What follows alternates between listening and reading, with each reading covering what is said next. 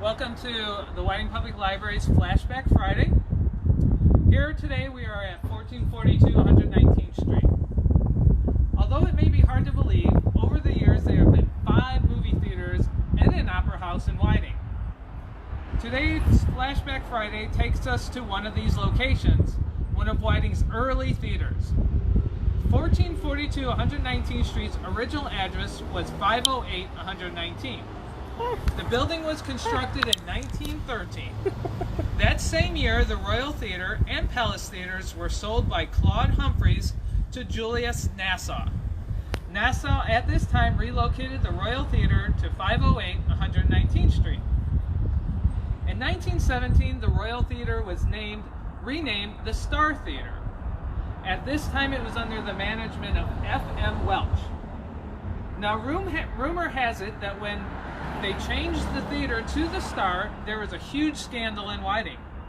The city had built new wooden sidewalks in front of the movie house that were elevated above street level, just high enough in order for someone to crawl underneath.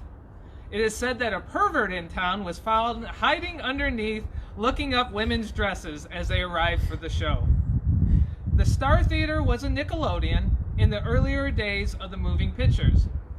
According to Edward Brandman, an early resident of Whiting, the Star Theater was a rather miserable place, with walls covered with spit marks and graffiti.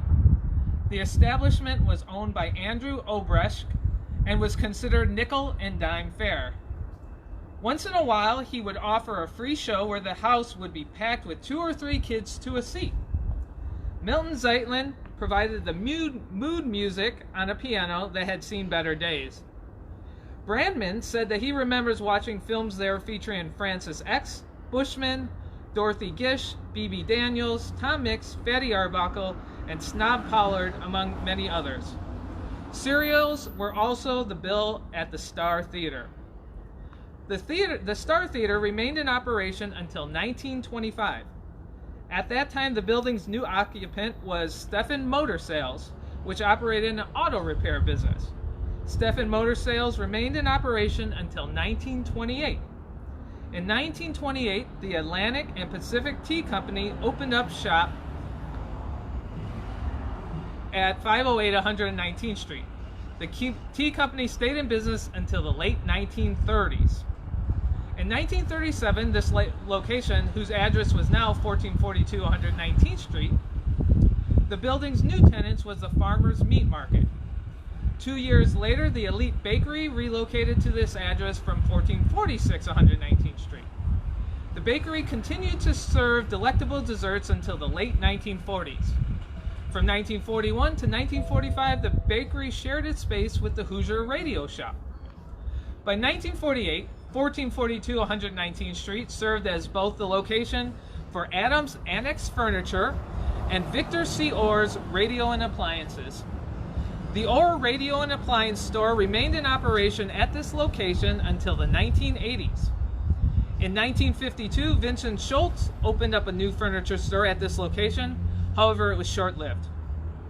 Starting in 1970, the Orr Radio Shop began sharing space with the Russell TV Repair, which operated in the rear of the building. Russell remained in operation until the late 1970s. Jim Sandrick purchased 1442 119th Street from the Orr family in the 1980s.